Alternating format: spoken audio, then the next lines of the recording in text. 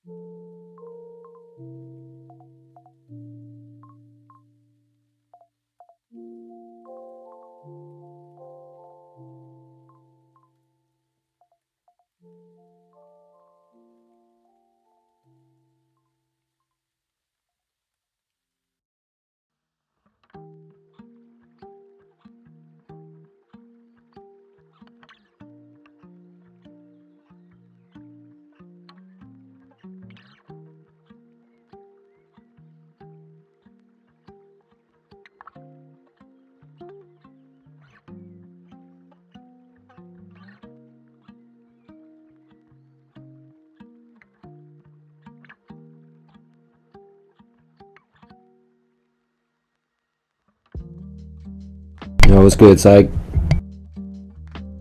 Just, I guess just watch what you say, because it is live on YouTube.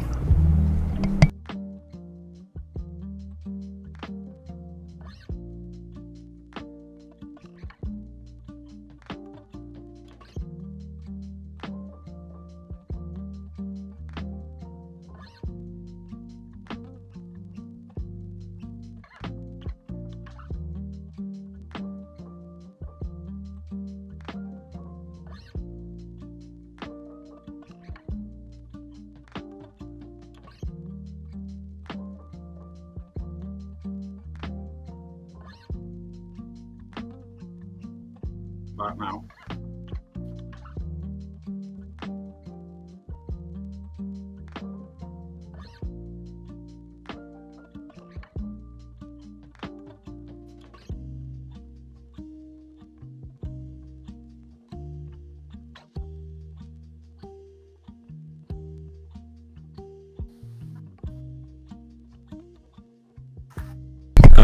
If you're ready, we can start it. I just gotta. I do have it. It is being recorded and live stream on the YouTube, so we should be able to have it for playback as well. Yeah, cool. Well, I'm ready to go then. If you're ready recording. Yes, sir. Right, cool. Let me start up then.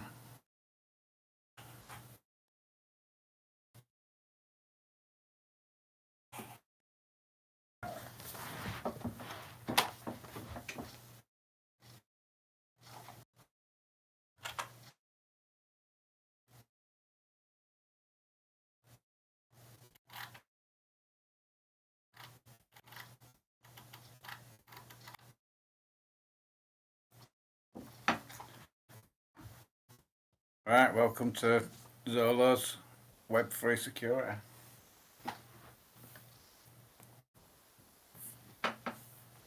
Here's a little about me. I'm ZOLO. I'm zolotech.co.uk. I got a computing degree in 2008 and a master's in cybersecurity last year. I've worked in IT since, well, for 28 years.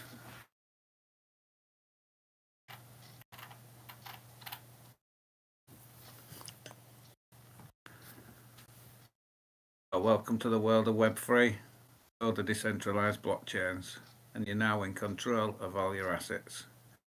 Responsibility of controlling assets used to lie with big financial institutions with big financial clout, but have large security teams to protect these assets. Now this responsibility lies with you, and whatever assets you have, I have put together this guide to make your Web3 journey safer and therefore more enjoyable. If you look at pie chart, it shows that 85% of attacks happened when there was no hardware. 85% happened when no hardware wallet was present. This was data gathered by Boring Security from 100 high-value NFT scams totaling over $10 million. This doesn't show that hardware wallets are that much more secure, but it shows that people using hardware wallets taking cybersecurity into account, and that will help protect your assets. Being proactive really helps instead of being reactive. Fortunately, that's what tends to happen. People get interested when they become compromised more than before. And also, when I started looking into cybersecurity and Web3, I did some research of 100 discords, and of the 100, only 10 had any security advice, and only 2 had complete security guides. So having this here in pace is really good compared to other projects.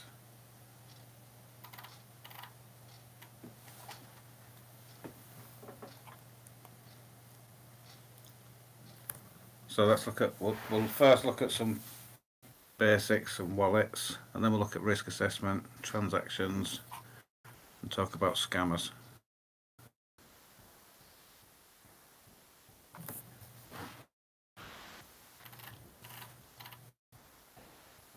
So, seed phrase. This is your most important part of your security. However, what is a seed phrase and how is it used? Well, to start off with, it's a key made from words, 2048 words, or 2 to the power of 11 to be precise, and each word translates to a unique set of 11 ones and zeros. This key type is known as bit 39. The 12-word phrase will produce an 128-bit seed key. 24-word phrase will produce a 256-bit seed key. You can also have an additional 25th word, which you wouldn't write down. Hey Zolo, it is a little hard to hear you. Let me see if I can change anything. It was just like a little quiet, but it sounds a little better now. Might be me just being quiet. Can you hear me now? Yeah, loud and clear. Right, well, it must be me just talking quietly. Right, I'll carry on then. To start off with, it's a key made from words, 2048 unique words, precise. Each word translates to a unique set of 11 ones and zeros. This key type is known as bit 39. 12-word phrase produces an 128-bit seed key, and a 24-word phrase produces a 256-bit seed key. And you can have an additional 25th word, which you wouldn't write down, so that if you did lose your seed phrase, they wouldn't be able to access it because they wouldn't have the 25th word. Your seed phrase should always be stored offline. You should never share it with anyone. You should never store it in the cloud. It's not stored by Ledger or MetaMask, so if you lose it, you can't ask them for it. Nobody ever needs your seed phrase to do anything for you except to access your wallet. And the same seed phrase can also be fed into different blockchains, different algorithms to produce keys for all of the chains. So your seed phrase is the key to open your wallet on every blockchain you are connected to. So if you give your key to someone, you have access to everything in your wallet on all chains it is connected to.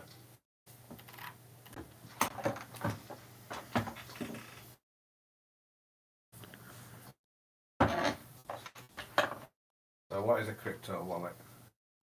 Well, your wallet stores your public and your private key, then provides a user interface to manage your assets, allowing you to view balances, buy NFTs, apps. When a transaction is made, you're not actually sending the asset from your wallet to the recipient's wallet. Your wallet is signing the transaction with your private key and then broadcasting this to the blockchain. The blockchain will then include this transaction, and the updated balance of assets will now be within the blockchain. The wallet and the recipients now retrieve the data using the public key and display the new balance in the wallet's user interface. So a wallet doesn't actually hold your assets like a physical wallet does. Rather, it holds your public key, the blockchain, to retrieve what assets you own, and it holds your private key so you can make transactions on the blockchain.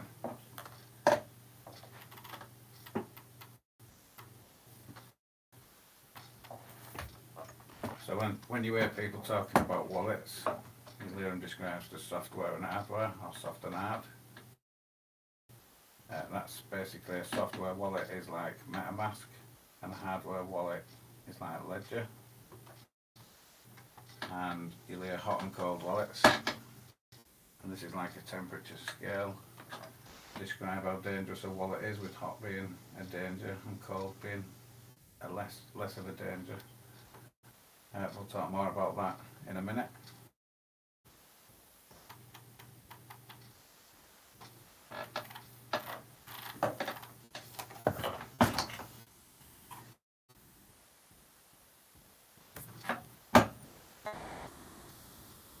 So I'm not sure what a public or private key is.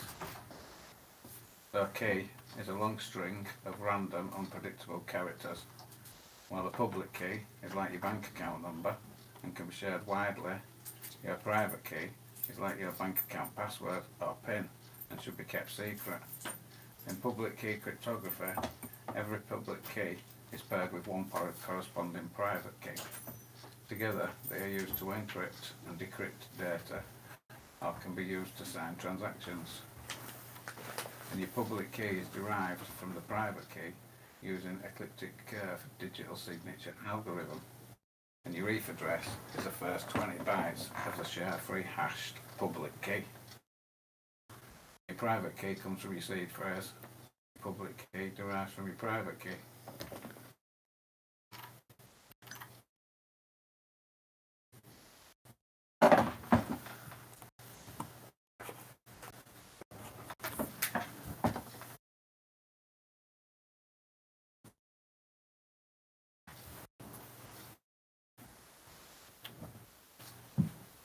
So wallet types.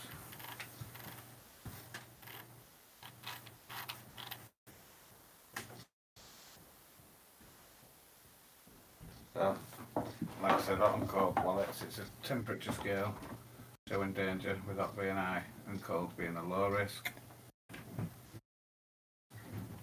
Hot wallets should be kept online and connected to the internet. It can be on a mobile and a desktop. They're designed for day-to-day transactions and are convenient and quick to use. The keys are stored in your app, so in MetaMask for example, and this is online, so it's highly vulnerable to hackers, and the data is encrypted. However, if the operating system or the app becomes compromised, then your seed key could be stolen. And a cold wallet, well, they're designed for long-term storage of assets, and they're kept offline, so it's minimising the risk of hacker attacks. And the ledger software can actually ask for a transaction to be signed by the hardware component, and it will get back a signature, but the seed is never actually exposed to the software. So the seed key is classed as being offline. And it's security best practice to assume that a wallet is only cold if it has always been cold, and once it becomes warm or hot, it can never be considered a cold wallet again.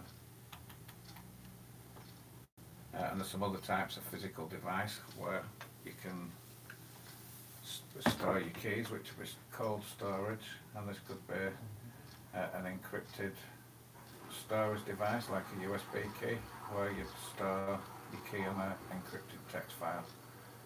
But you'd have to make sure that the PC you was creating this on was not connected to the internet. You can also have a paper wallet, and that's a piece of paper with your keys printed or written on it. And for maximum security, it's recommended that you laminate or store these pieces of paper in a safe or safety deposit box. And there's also stainless steel, so if you're concerned about the paper or getting destroyed in the event of a fire or flood, then you can consider engraving the keys on stainless steel. You'd have to do this yourself, because if you can't give your keys away to someone else so they can do it. And you can get kits where you get like little letters that you have to hammer each letter in one at a time, so you can do it yourself, but it's probably not the easiest thing.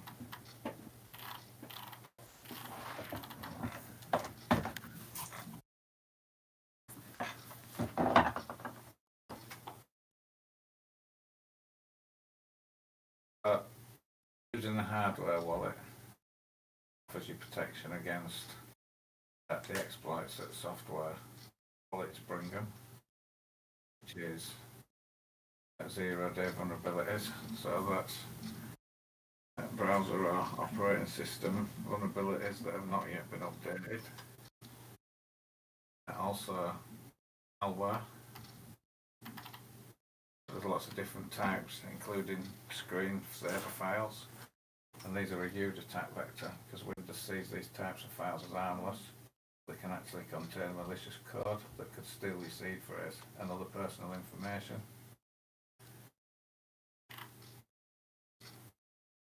Hardware wallets protect you from these software wallet private key leaks, and they protect you from most malicious downloads because your key's not exposed, and they protect you from unsophisticated scammers, but they offer you no protection from malicious smart contracts. So if the smart contract that you're interacting with is malicious, then actually by using a hardware wallet it'll make no difference.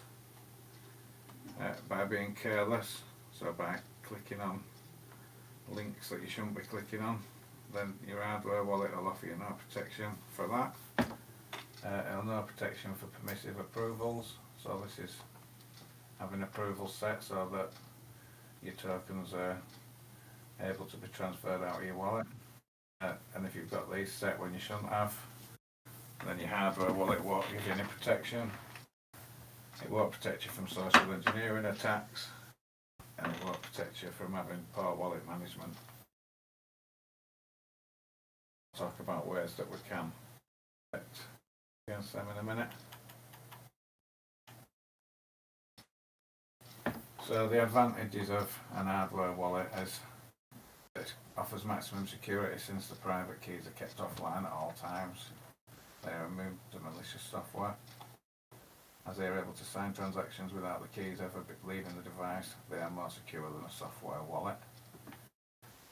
However, the disadvantages of a hardware wallet, they've got an upfront cost. There's no two ways about it. There's an expense to a hardware wallet. Also, user experience. Setup process can be quite cumbersome for beginners. And accessibility. Hardware wallets are less convenient for day-to-day transactions. They require you to physically plug them into a device before accessing your assets.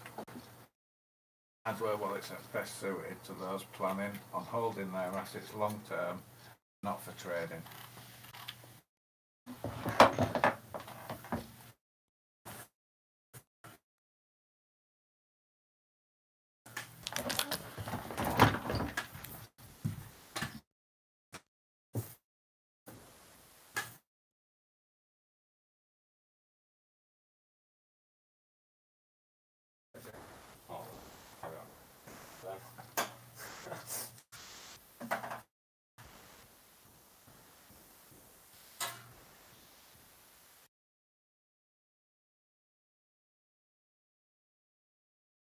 I'm giving them a couple of minutes.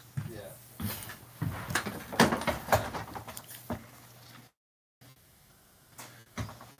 Right, let's talk about risk assessment. So threat modelling.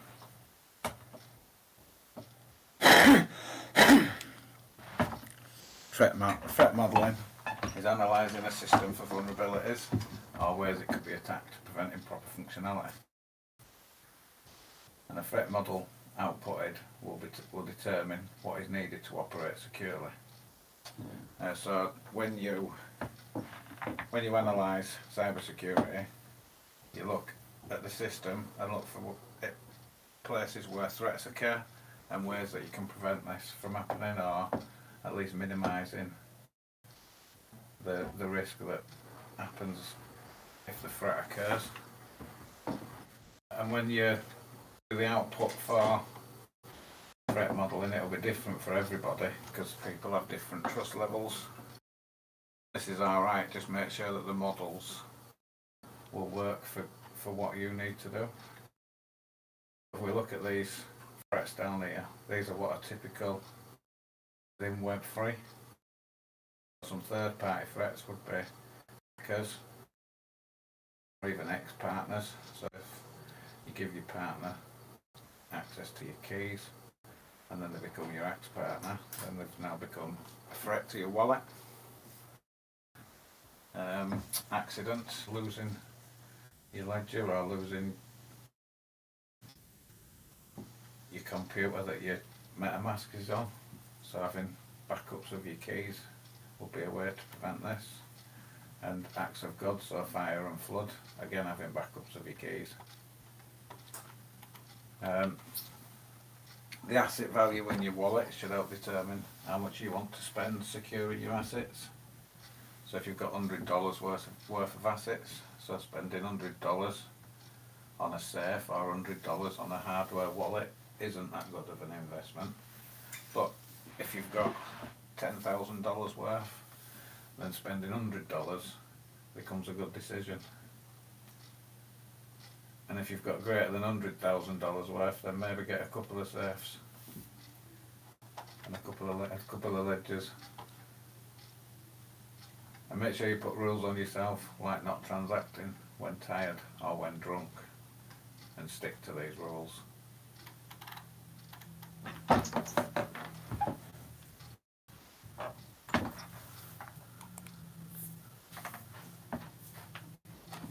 So let's look at wallet layout or wallet hygiene. So this is a bad way to have your wallet, just having a single wallet. And a single wallet works with no separating of the assets and minting new tokens and buying and selling of assets and even storage of your valuable assets are all done using the same wallet. If anything happens, it could be disastrous for all of your assets.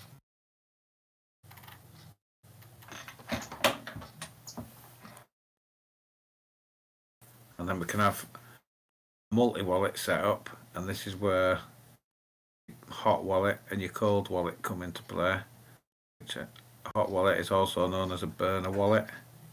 A cold wallet is also known as a freezer wallet.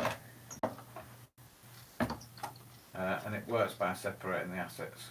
So mint of new tokens is now done in its own wallet, the hot or burner wallet. And if you click on a malicious transaction, only the latest tokens are affected. And after you successfully mint the new assets, you would move them to the selling or the storage wallets, and this would minimise the risk to these new assets.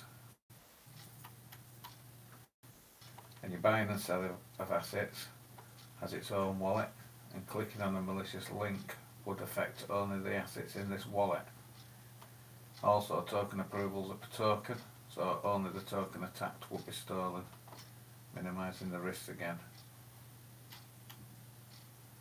And storage wallets separated, and only transfers and signatures are carried out from this wallet. You can have as many wallets as necessary.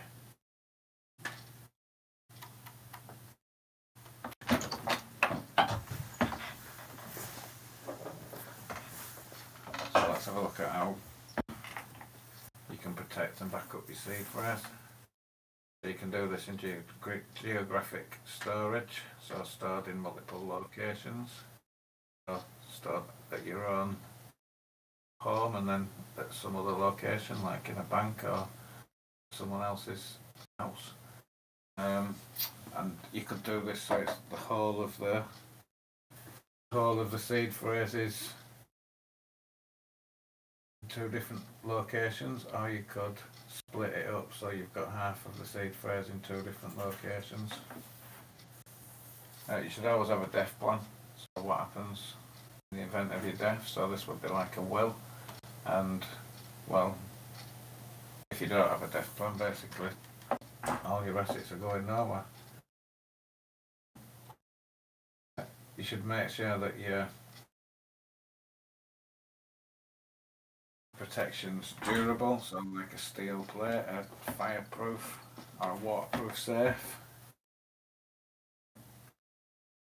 You could store it in another hardware wallet, but most importantly, keep it where you won't lose it, where others are unlikely to find it, and never store your seed phrase and wallet in the same location. And you should test and check your backup plan Otherwise you'll be unsure if it will work when required. And you should set a yearly recurring calendar event starting today, and you should check on your seed phrase backup and make sure that it is safe, make sure that it is readable, and make sure it is still secured. Otherwise, if you go try and back up your seed phrase and it's not there, then again you're losing all your assets.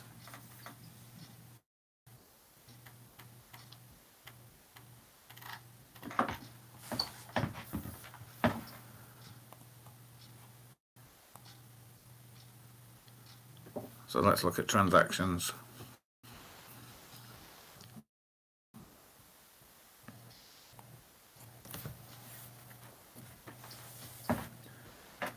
So anything that's done on the blockchain that requires gas is a transaction. And this could be swapping a token, or buying an NFT, or sending crypto. And a transaction from an address must be signed with the private key that belongs to that address, otherwise it is not a valid transaction. So if you look at this diagram here, Alice wants to send 1 Bitcoin to Bob. How does this transaction work? Alice triggers a transaction containing the instructions to transfer a Bitcoin to Bob. In order to make sure that the job has actually come from Alice, Alice signs a statement with her digital signature, her private key. In addition, it also logs on chain that Alice actually wants to transfer the Bitcoin, so that she can't later claim the opposite. Bob can then check using his wallet that the transaction is processed.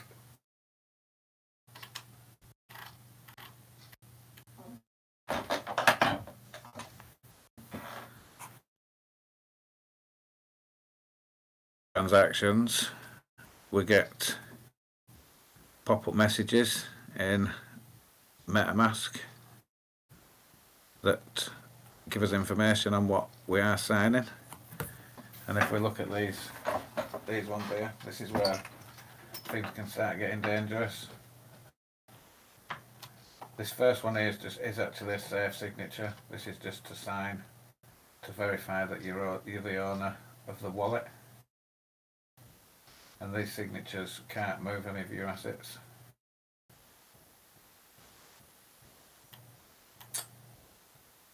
Now the second signature, using the seaport contract, is safe to sign as long as you are on the OpenSea website. So checking your URL is very important anywhere, but especially when you're signing transactions with your wallet, because if you're not on the correct website, then scammers can use techniques like clickjacking. Clickjacking's when they'll layer over the top of your wallet, like with JavaScript, layer over it with false information that your wallet's signing. It'll look like you're signing something that you're expecting. Underneath there'll be the real MetaMask message that's displaying what's actually happening. It could be really bad stuff that's happening, like all your NFTs getting sold for nothing. What does happen when you're on malicious selling sites? Clickjacking, that's manipulating users' clicks by hiding malicious links behind content that looks legitimate, causing users to act unwillingly and unaware.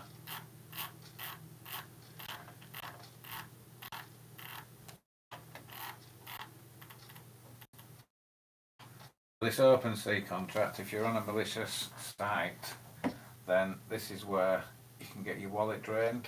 And basically anything where you've got approvals set, they could set the value to 0, and a bot would just instantly buy all the ones that you're selling for 0, so you'd lose any assets with approval set. You can get around this happening by obviously not going onto the wrong URL, but you can also do it by using tools such as Pocket Universe.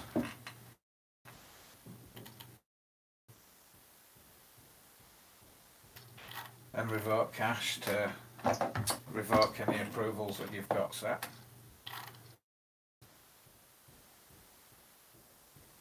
And this final message here is one that pops up. It could pop up in MetaMask to show you that you're losing control of your account, or that you're giving someone else complete control of your account. I basically put this here to show that MetaMask does show you some warnings. So just make sure you read things that are there before you click them.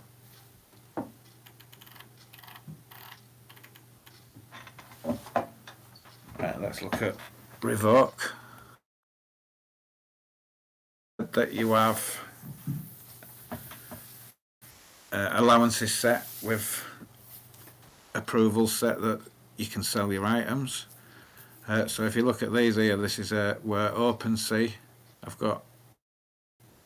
given OpenSea permission to have unlimited allowance on my items here. And this is when you're selling it on OpenSea and you approve the transaction. So then it'll give these allowances, and then if you go onto these malicious sites, these are the items that would get affected because you've already approved that they can be taken out of your wallet. So if you want to minimise the risk to your assets, you can revoke these. There is a cost to this. You have to pay a gas fee.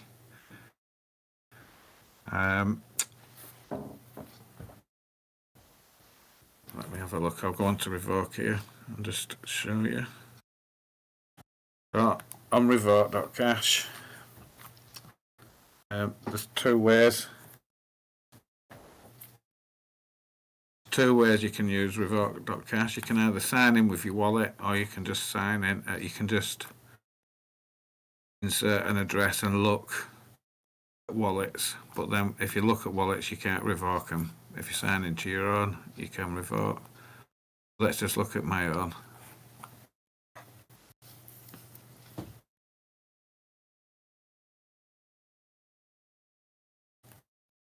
As you can see here, for example here, this Alpha Mutant has got unlimited access to OpenSea, and I have got one left in there.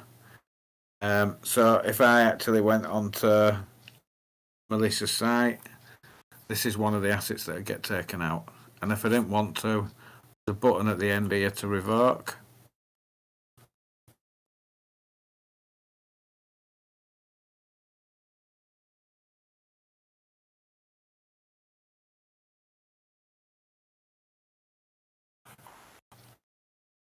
It's not allowing me to. Try again.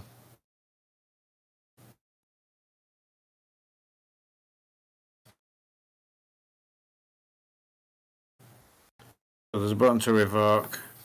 That's actually popped up my Pocket Universe. I don't think you can see these windows because I've only shared that one window. I'll just explain what's coming up. And then it comes to me MetaMask, because I've clicked past that. And it wants me to pay $2.19. And that's how much it costs to revoke it, and then that'd be revoked, and then them assets wouldn't be affected if I did click in a malicious link. Yeah, but then if you did want to sell them again, you would have to pay to approve the transaction again. Also, so these are all OpenSea ones. Also, you have smart contracts, so where you have, for example, in the portals, pay portals. This one's a fluffy fox, where I've got some locked in a portal there. Yeah, you can revoke them, but then if you ever want to interact with them in the portals again, or in there again, then you'd have to approve them again. So You can revoke them if you don't feel that the contract they're in is safe. But if you revoke them, you always have to pay to re-transact with them again. Right, let me go back to the slideshow. Revoke.cash. So Pocket Universe. So Pocket Universe is a tool that you can use when you're using a browser. So it works with Chrome and Brave. And what it does, it does a simulation of the transaction that you were passing to MetaMask before it goes to MetaMask. So it will show you what's going to happen to the assets in your wallet. And then you'd either continue and reject, and then your MetaMask would pop up and you would sign your transaction from there. So this first window here, this is the same as signature request. This window will pop up first, just saying that it's a safe signature, that cannot move assets, and that it's safe to continue. So you'd continue there, then get to MetaMask window, continue, and then you'd be signed in. The second window is a Pocket Universe pop-up from if you were selling an item on OpenSea. It was on the OpenSea page. So this was an example of selling an asset for 0.1 ETH, and so your royalties and fees have been taken off. I'd get 0.088 into my wallet, and the one NFT that I'm expecting to be taken will be taken out of my wallet. So that's what I'm expecting the transaction to do. So I would click continue, MetaMask would pop up, and I would approve from there. This final one is what would happen if you was on the OpenSea malicious site. So if you was on a site where you're interacting with the OpenSea contract, and these are the assets that you've got your approvals set.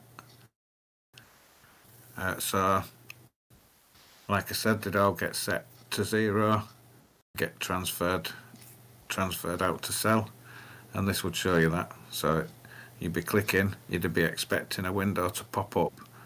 The second window here that shows that you're going to receive 0.08 and one NFT is going to go. But actually it'd pop up showing you that you're going to receive no ETH and that all these different NFTs are going to go. Obviously you'd reject that, you won't continue, but it just shows you how powerful Pocket Universe is and what it can do to protect you.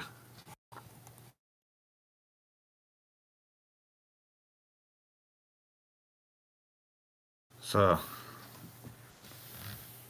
let's take a look at what messages are available for you, what you can do within MetaMask. So this first image here is a hex data. This is the data that's going to get sent, and it's got within it all the interaction with the contract. It's quite unreadable by us, but you can use the data tab, and this takes that and makes it into a more readable form, and it shows you that, like, the receiver, the function type of the contract.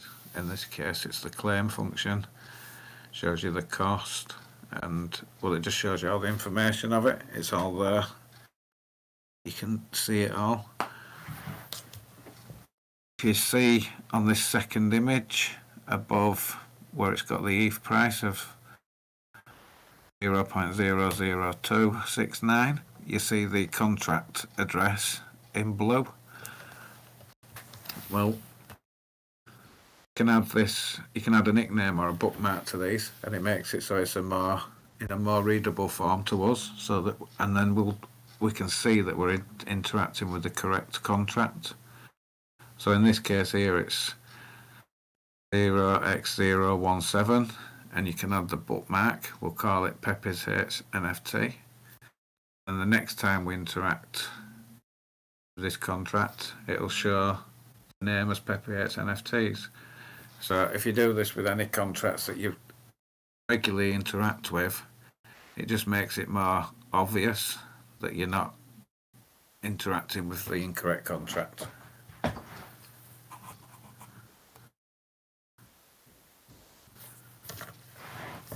So let's take a look at scammers and what they do.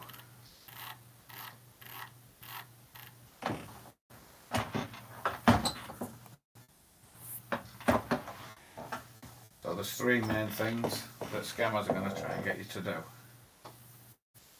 They're going to try and get you to sign malicious transactions.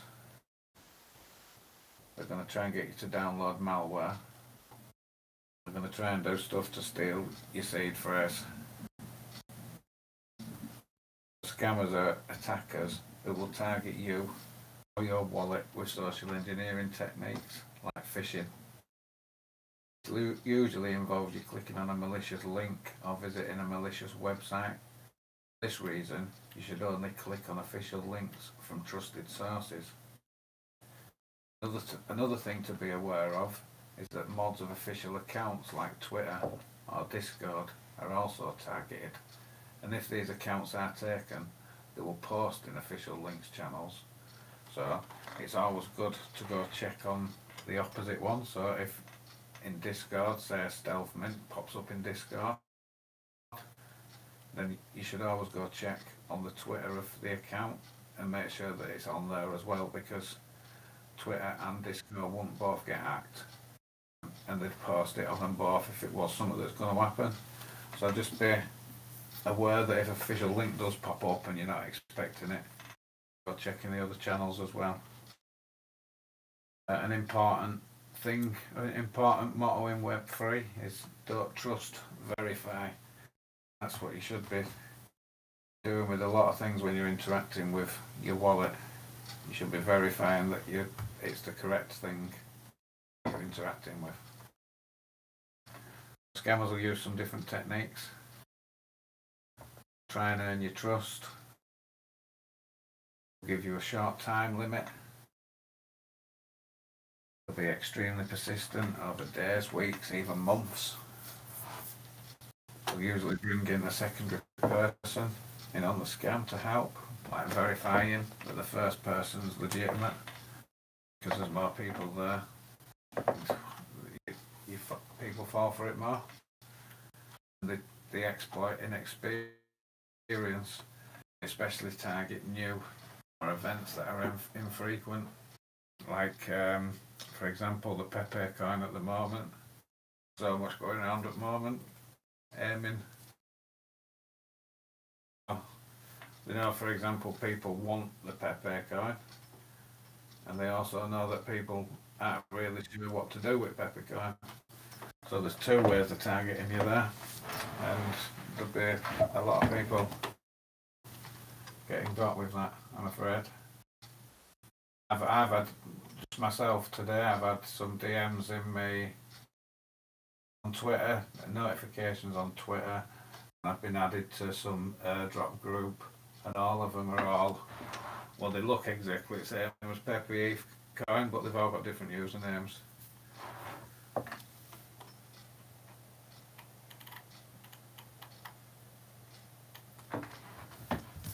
So let's look at where some things that will happen to you, where scammers are going to try and get to you, where you could be at risk. So mints that require assets in your wallet, and you've got to give approvals which will give access to the NFTs. So what can we do about this? So first off, check what you're approving. Always use a burner wallet. Only the asset in that you require for the mint. You can bookmark contracts, making sure that you're interacting with the correct one, but ultimately you are putting your trust into the contract you are transacting with. Your assets are at risk. Basically, if you do have to mint an asset in, that asset is at risk. So it's it's just some of that's up to you, but just you have to be careful. NFTs getting dropped into your wallet with WEF offers on them. Well, the NFTs, the WEF offers them can't be accepted because there's no WEF there. The way that the scammers are trying to get you here is with phishing, so there'll be links on trying to get you to go to Twitter, a website, or Discord accounts, and these accounts will have fake links in them or malware on the websites, or just be taking you off to places where you don't want to be going. Basically, if you get airdropped anything into your wallet, just ignore it. It's not for you. Fake Twitter accounts. So scammers will hack or buy a verified account on Twitter, and they'll hire a bunch of bots, and they'll retweet and like all the posts that they put up, sometimes putting thousands of likes and retweets, and then people sort of like put trust in it just because it's got all these likes and retweets. And when it comes to mint, they'll most likely disable comments. A massive red flag if comments get disabled. They've usually done that so people can't warn that stuff's happening.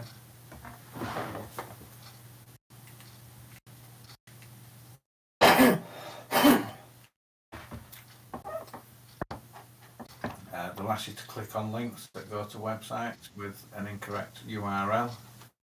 Again, so checking the URLs is so important in places, especially when using your wallet. And they will do fake giveaways. They'll tag you in the tweets. They'll send you DMs, notifications, airdrops, and massive prizes, etc. If it's too good to be true, it probably is.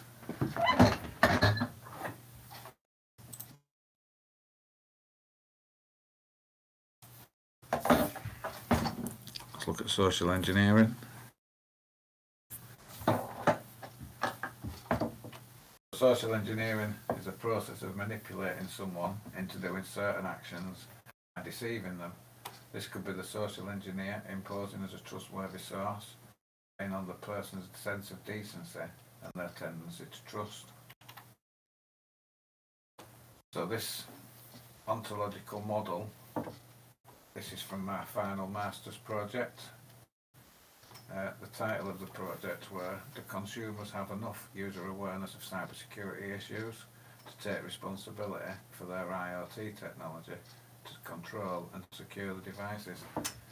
And the results was that users needed more awareness, and it should be down to the manufacturers and retailers of these devices to take responsibility of this and make sure that consumers become aware by promoting cybersecurity safety. But the problem with us in Web3 is there isn't really any manufacturers and retailers of the devices. We are the people who have to take responsibility for this. So it even puts us at more risk actually than anything else. We've just got to take care of ourselves.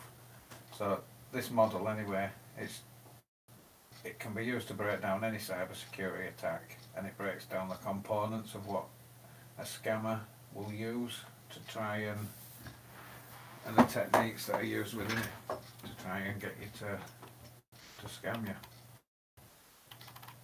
So let's look at these different components of a social engineering attack. So there's the social engineer, the attack.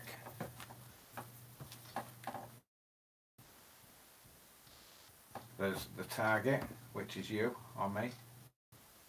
There's the medium used for the attack, which would be email or DM, or a web page, or a smart contract.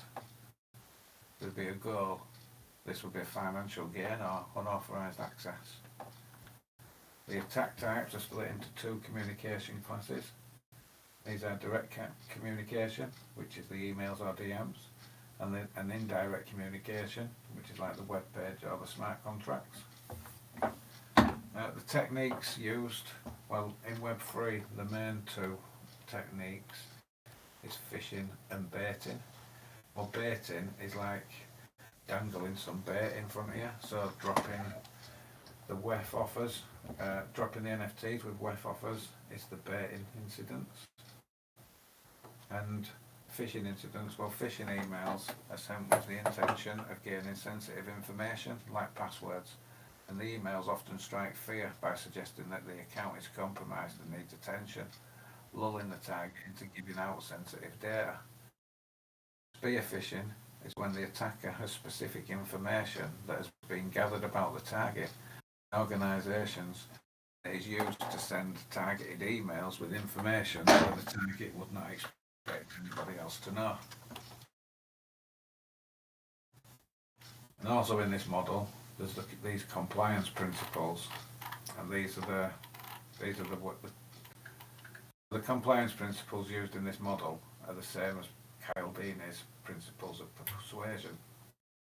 Professor Robert Cialdini is a social psychologist, states that using these principles can convince a person to do what you want. These are psychological techniques that can be used against the target to get to the required goal. The most effective way to protect yourself against these principles is to be aware of how and when they may be used. So these principles are reciprocation. When people give you something, feel obliged to pay something back to you. Scammers will use this by making it gift you something and it gives trust to you straight away. Commitment and consistency. People want to look consistent and want to see consistent people, and this is associated with mental and personal stability. And when they see people being inconsistent, they start to lose trust in them. So by them being consistent and looking committed, people like that. That's why scams can take days and weeks and months, because the scammers are building up the trust in people. And the social proof, people will imitate other people's behaviour. The tendency to believe that they are doing the right thing when other people are doing the same. Then there's liking.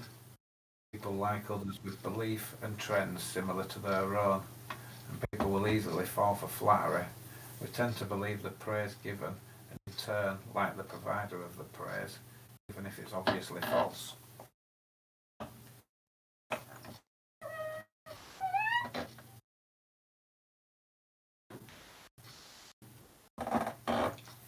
And then there's authority. People will listen and comply with figures of authority.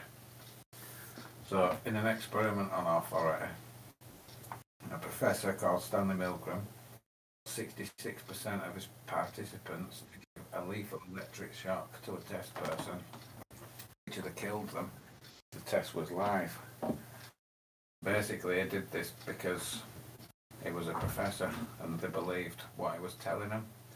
Even though the people that he was testing on were screaming that they were in pain, he was telling them it was alright, so they just carried on and potentially would have killed them if it was a live test. Scarcity.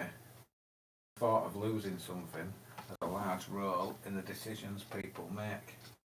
People will act to try not to lose something more than actually trying to gain something of the same value. And by making the availability of something limited, it makes people feel pressured into rushing their decision. Which brings us on to FOMO. FOMO is the fear of missing out, and it's used by attackers to manipulate users into clicking a malicious link. This can be supplying you with information of limited time mints or limited amounts of mints, giving you no time to make a decision. Social accounts or projects of trusted sources can be hacked, and links posted in official channels with these malicious FOMO links. These links can and usually will result in the user getting scammed.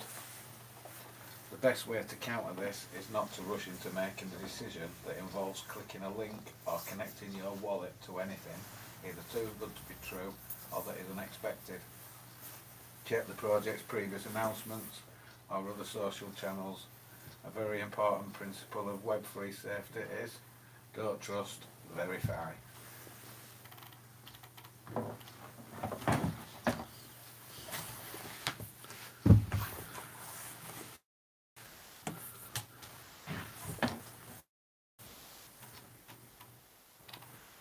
So let's look at another model that's used in cybersecurity analysis of social engineering. And this is the internal external model, or the IE model. And it's used for the analysis of social engineering attacks. And the authors of this model established that a strategically important link in both social engineering attacks and social engineering defence is human weakness. And the attackers need to utilise the human weakness to achieve the goal, and it is necessary to repair the weakness to help defend against the attacks. And the famous hacker, Kevin Mitnick, well, he was a hacker in the 80s and 90s, and he turned to cybersecurity and came onto the good side in the 2000s and wrote loads of literature about his hacking. And he states that humans are the greatest weakness to security. His social engineering attack cycle is well